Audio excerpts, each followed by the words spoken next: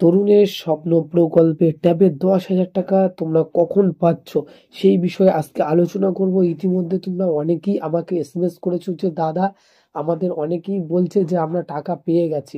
So এই বিষয়টা তোমাদের সাথে ক্লিয়ার করব যে তোমরা আদেও কি কেউ টাকা পাচ্ছে। তোমরা অনেকেই বলছো যে দাদা আমার বন্ধু টাকা পেয়েছে, সেই হিসেবে তোমাদেরকে কি আপডেট এসছে সেটাই তোমাদের কাছে শেয়ার করব এবং কবে টাকা দেওয়ার প্রবল সম্ভব আছে, আর 26শে সেপ্টেম্বর কি আদেও টাকা দিচ্ছে সেটাও ক্লিয়ার করব।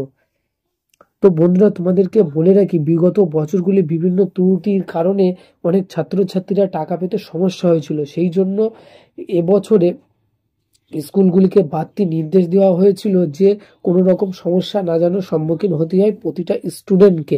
তবে বর্তমানে রাজ্যের বিভিন্ন জেলার বন্যা পরিস্থিতির কারণে আপাতত অনেক সরকারি কাজ আপাতত স্থগিত আছে।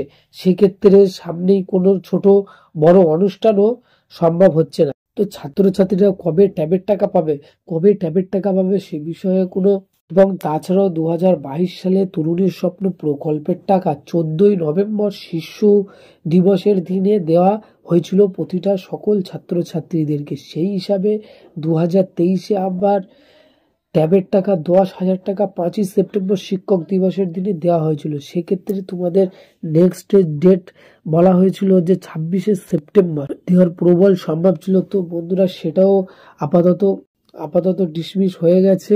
পরবর্তী আপডেট আবার আসলে তোমরা অবশ্যই জানতে পারবে। তো তোমরা যারা কনফিউশন আছো যে দাদা আমাদের কি আদেও কি টাকা, অনেকেই বলছে যে আমাদের টাকা ব্যাংকে ঢুকেছে, তো তোমাদেরকে বলবো এখনো পর্যন্ত কারোরই টাকা ঢোকেনি।